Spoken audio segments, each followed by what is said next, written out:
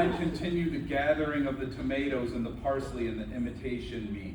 Impossible nuggets look exactly like chicken nuggets, the way Tom Cruise looks like Tom Cruise. I think, should I go back? Should I tell him? No, I bet he gets tired of hearing you look just like Tom Cruise day after day. I'd leave him in peace. It's good to be left alone. It's good to have an anonymous face like mine and be left to wander the aisles of Kroger unbothered. There are days when I look and feel like myself, days when the script makes sense, when I know my lines and I don't sabotage the production.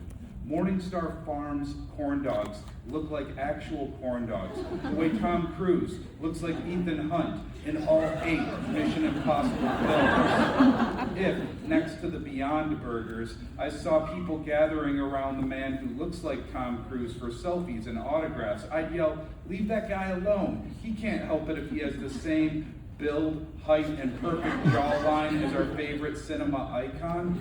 Appearances are deceiving. Pretend you're in the dark of a theater. Pretend the villain is shown on the screen. Is that the rogue IMF director John Phelps? Is that the international arms dealer Owen Davian? No, it's Ethan Hunt peeling from his face another state-of-the-art mask. Persona comes from a Greek word meaning mask. I've been told that all poems are persona, as the author's identity is distorted, curated toward an artificiality. Plato wanted the poets removed from the Republic because he felt their work was a deception, an illusion removed from reality. He would hate the concept of vegan breakfast sausages. But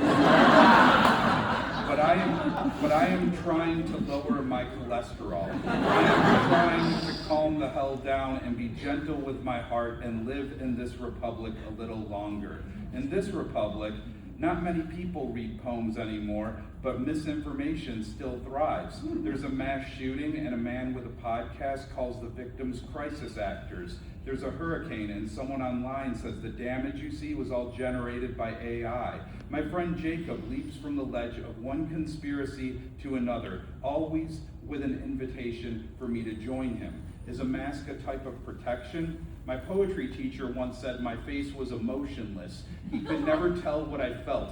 Matthew, he said, I need you to emote. I am trying to emote. The feeling is dangerous. No matter the danger, Tom Cruise performs his own stunts. He scaled the Burj Khalifa. He rode a motorcycle off a cliff. I too perform my own stunts. I get out of bed after hitting snooze less than 11 times. I try to do the things my doctor tells me to do. Then I put on earbuds and listen to the news of the world while tightrope walking over a pit of despair. The pit is not real. I can do this, I tell myself. This isn't impossible. One foot in front of another. I almost never fall.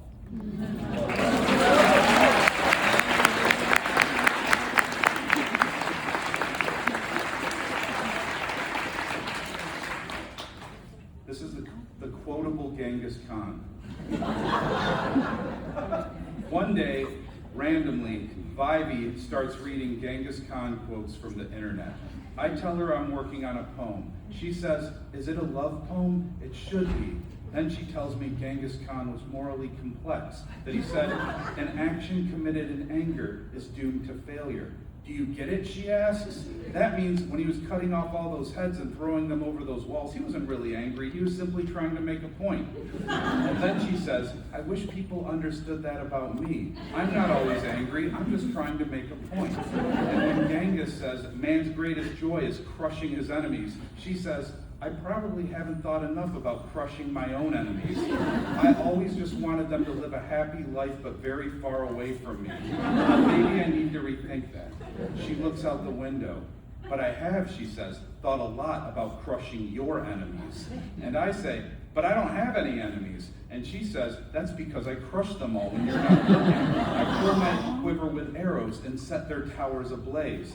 And when Genghis says, come and sip from the cup of destruction, she puts that line on her calendar, underlines next Tuesday, and writes at 3 p.m. And when I ask, hey, what's that all about? She goes, oh, no, don't worry about that, just a little something I need to take care of. I tell her that written records from that time are quite scarce, and quotes attributed to him could have actually come from anyone. And she says, Genghis told everyone in the kingdom that Matthew should appreciate his wife more. I told you needed to be writing a love poem, and I tell her there's no way he said that. And she says, you said it yourself.